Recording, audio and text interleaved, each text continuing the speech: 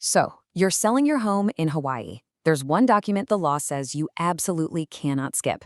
It's officially called the Seller's Real Property Disclosure Statement, and honestly, getting it right is the ultimate win-win. In this explainer, we're going to dive into exactly why Hawaii property disclosures matter so much, because this paperwork actually acts as the ultimate legal shield for sellers and a really vital transparency tool for buyers. Specifically, we're talking about the standard RR109 form. Now, the ULU team points out that this isn't just some mundane box to check off your to-do list. When you fill it out completely and honestly, this high-stakes legal document prevents future lawsuits, eliminates buyer's remorse, and ensures a smooth, transparent transfer of property. We're going to demystify all this dense legalese by breaking it down into 5 quick parts. The mandatory disclosure law, what is a material fact, navigating the RR109 form, Hawaii's unique property quirks, and finally, timelines and rescission rights. Let's get right into it. Starting off with Part 1, the mandatory disclosure law.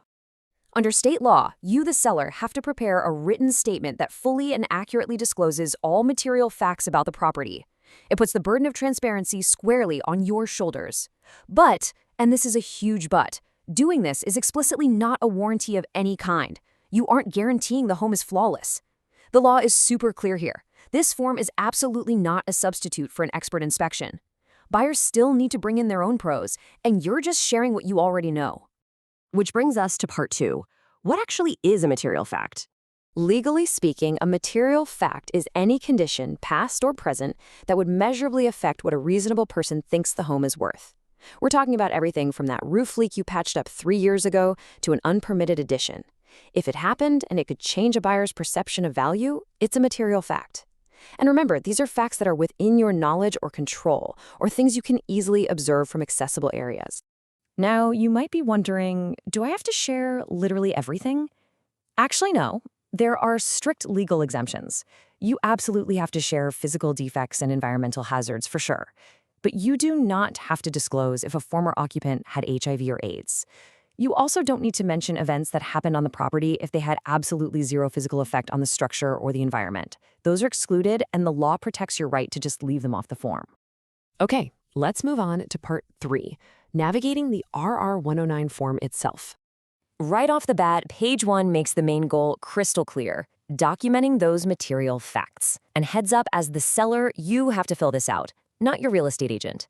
Every single checkbox, every initial, and every little explanation you write directly ties back to giving a clear, honest history of the property's condition.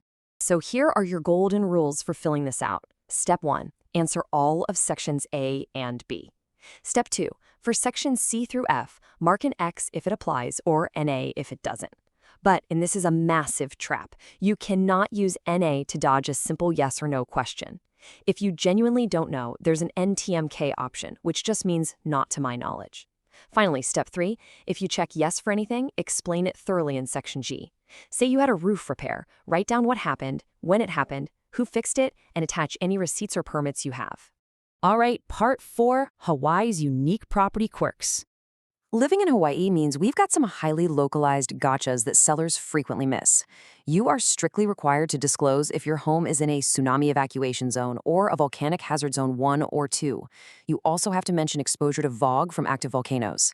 Oh, and don't forget the military zones. If you're in a military air installation compatibility use zone, or if the property is exposed to state-designated sea level rise, it has to be on the form. It's all about making sure the buyer knows exactly what kind of environment they're buying into. And here's a big one to keep on your radar, the year 2050. Why does this matter? Well, if your property uses a cesspool and doesn't have an exemption, state law mandates it must be upgraded, converted to an approved wastewater system, or hooked up to a sewer by January 1st, 2050. That is a major material fact, because it represents a pretty significant future expense for whoever buys the home. Another really quirky requirement, your electric bill. If you pay the electricity directly, Hawaii law requires you to make a good faith declaration of your actual costs for the 3 months right before your disclosure date. Energy costs are no joke in Hawaii, so this gives the buyer some immediate, practical transparency for their future budgeting. Finally, let's wrap things up with Part 5, timelines and rescission rates. The second that purchase contract is accepted, that's day 0, the clock is officially ticking. You have exactly 10 calendar days to deliver the completed signed disclosure statement to the buyer. Once they have it in hand, the clock resets. The The buyer then gets 15 calendar days to review it. If they don't like what they see, they can rescind the contract and get their deposit back completely penalty-free. But wait, what if a pipe bursts or you stumble on a brand new material fact right before closing? Your obligation isn't over just because you handed over that first form. You actually have to provide an amended disclosure within 10 calendar days of discovering the new issue. And yep, providing that triggers a fresh 15-day window for the buyer to review the new info and potentially walk away. Your duty to be transparent is ongoing right up until the sale is recorded. So, as we wrap up this explainer, you really need to ask yourself this provocative question. Are you fully prepared to disclose, or is there some hidden liability in your home's history just waiting to surface? Have you truly accounted for every unpermitted addition, that weird roof leak, or those specific environmental zones?